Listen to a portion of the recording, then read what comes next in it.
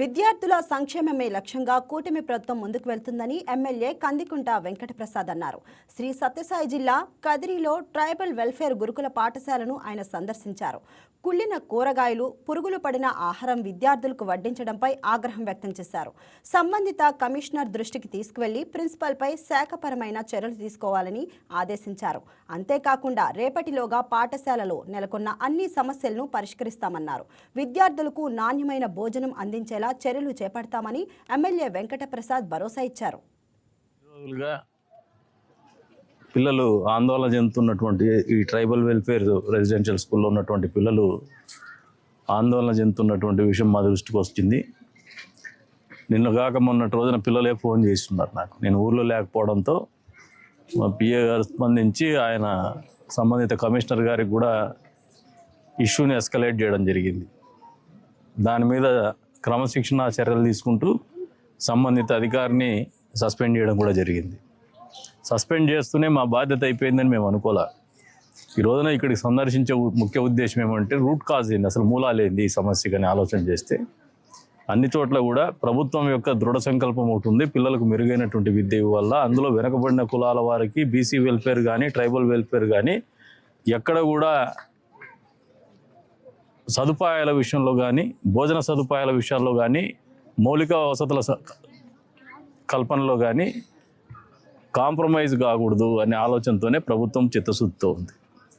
అందులో భాగంగానే ఇందాక సోదరుడు మన వెంకటప్ప చెప్పినాడు, కమిషన్ చైర్మన్ గారు, ఎస్టీ కమిషన్ చైర్మన్, ఏమంటే ఆల్రెడీ 10 లక్షల రూపాయలు కాంపౌండ్ వాళ్ళకి కిటికీలకు శాంక్షన్ అయిందని చెప్పేసి ఆ పనులు కూడా తొందరలో పూర్తి అయ్యేరంగా చూస్తాం. అంతేకాకుండా వాటర్ ట్యాంక్ కూడా ఎక్కడో ఆగిపోయింది. మరి దీనికి కూడా కారణం మీద కనుక్కొని అది కూడా కరెక్ట్ చేస్తాం. పిల్లలు చెప్తున్నారు గ్రౌండ్లో లైట్లు కూడా పడడం లేదని, ఇవాళ లైట్ రిపేర్ కూడా చేయిస్తాం. అంతేకాకుండా అన్నంలో పురుగులు వచ్చినాయని చెప్పేసి మీడియాలో కూడా రావడం జరిగింది. సాక్షాత్ పిల్లలు కూడా తెలియజెప్పడం జరుగుతుంది. దీని కారణం కనుక్కుంటే హ్యూమన్ రిసోర్సెస్ ఏదైతే తక్కువ ఉందో, వంట వాళ్ళు 4 ఉండాల్సిన చోట 2 ఉండడం, అదే రంగా స్కావెంజర్స్ కానీ స్వీపర్స్ కానీ అసలు లేకపోవడంతో బాత్రూంలు కూడా మురికూపంగా తయారైనటువంటి పరిస్థితులు దృష్టిలో పెట్టుకొని వెంటనే కలెక్టర్ గారితో మాట్లాడి అవుట్సోర్సింగ్ కింద కొద్దిమందిని తీసుకొస్తాం, శాలరీస్ కావాల్సిన మేము వేరే రంగా అయినా రైజ్ చేయడానికి ప్రభుత్వము రిక్రూట్ చేసే వరకు ఏదో ఒక ఏజెన్సీకి ఇచ్చిందని చెప్తున్నాడు సోదరుడు. వాళ్ళు వచ్చే వరకు కూడా ఆ శాలరీస్ని మేము వేరే రంగా అరేంజ్ చేసైనా వాళ్ళకి పనులు తెరిపిస్తామని చెప్పేసి కూడా ఈ సందర్భంగా తెలియజేస్తున్నాం. ఈ 2 రోజుల్లోనే ఈ రోజున 27వ తారీఖు 29వ తారీఖు మళ్ళీ నేను సందర్శించడం జరుగుతుంది. అంతలోపల మేము ఏదైతే మాటలు చెప్పినామో ఈ 2 రోజుల్లో ఈ సమస్యల పరిష్కారం జరిగి ఉండే విధంగానే చూస్తామని చెప్పేసి తెలియజెప్తున్నాం.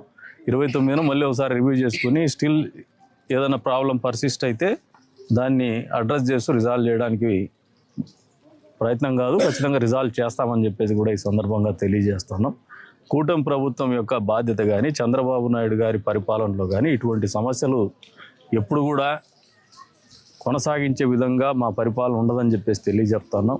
సమస్యలు అనేది ఎప్పుడైనా ఉత్పన్నమవుతూ ఉంటాయి, వాటి పరిష్కారం అనేదే మాకు ఆయన చూపించిన మార్గము. చంద్రబాబు నాయుడు గారి పరిపాలన మాకు నిర్దేశించినటువంటి మార్గదర్శకంగానే పరిపాలన కొనసాగుతుంది. ఈ సమస్యలన్నిటికీ మూలాలు లేకపోయేసి దీన్ని పరిష్కారం చేస్తున్నాం. 100% పిల్లలు 2 రోజుల తర్వాత మళ్ళీ వాళ్ళ ఫీడ్బ్యాకే తీసుకుంటాం. వాళ్ళు ఇంకా ఏదైనా తదుపరి ఇస్తే కూడా దాన్ని కూడా కరెక్ట్ చేసుకుంటాము.